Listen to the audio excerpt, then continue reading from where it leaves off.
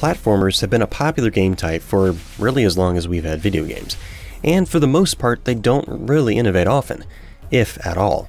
Growing Pains, though, attempts to bring some new gameplay mechanics to the table. Developed by Smudged Cat Games, this fast-paced psychedelic title somewhat delivers on what it promises, but really not much else. The main feature, or gimmick, with Growing Pains is that, like the title implies, your character is slowly growing. Each exit in the level is a specific size, and due to your growth, you are under an indirect time limit to make sure you fit. Growing Pains has 9 levels, which really is not all that much, though those levels are not tiny, and once you start messing with difficulty, they have some decent replay value. Each level has multiple sections, or rooms. Each section is progressively larger as a way to reset your size relative to the room. Your size also affects your speed relative to the world, so growing larger allows you to move faster and jump farther. You have the option of slowing down your growth by using up energy, which doesn't replenish through the entire level. You can also speed up your growth. And in my experience, if you're looking to touch any leaderboards, you won't be slowing down your growth likely, but rather speeding it up to move faster and jump farther, though this isn't always the case, especially with gold difficulty. To be honest, your real time limit is the one you give yourself when you want to get on the leaderboards. Once you start looking at times others have posted and worrying about your own times, that's when the frustration kicks in. In order to progress through each section of the levels, you have to collect items. These items are glowing rainbow bricks. Collect them all and the exit will unlock, and you can continue. The layout of the levels seems to be designed in a way to avoid flowing movement. With lots of small steps and crevices with hiding items, rarely did a run-through feel like it had a good path running through it. Even watching replays of others, they often are correcting jumps frequently, and just going in random orders frantically snagging anything they can find. As your character is changing size, the way it behaves also changes, and knowing exactly the fur size to level size ratio is critical to knowing how far that jump will land, or if you'll miss it and have to jump back up the wall, costing you precious time. My character in this game typically seems like it needs to be corrected in flight a ton, and it feels like my character is too slidey or twitchy, or maybe the floor is covered in grease. The acceleration feels instantaneous, and once in the air, you're just cursing any words that come to mind, hoping you can control it on the way down to navigate the lasers and spikes. Things get somewhat more complicated when you throw in all the obstacles in each level. Moving lasers, turrets shooting spiked balls, turrets which shoot carpet bombs of spiked balls, swinging spiked balls on chains, and more.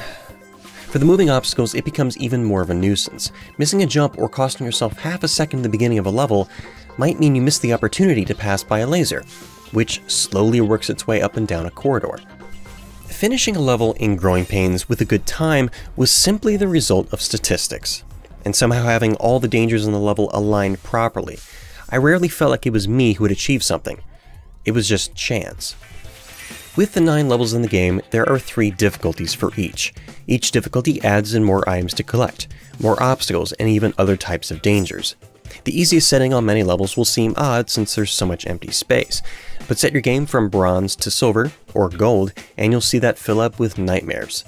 Bronze has some challenge to it, silver is where things get very interesting, and gold on most levels is nearly impossible for me to finish, let alone with any of my lives left. Forget about a decent time. Bronze, without looking at the times or leaderboards, can be fun and exciting. Silver is where you will start getting frustrated and maybe have a short temper.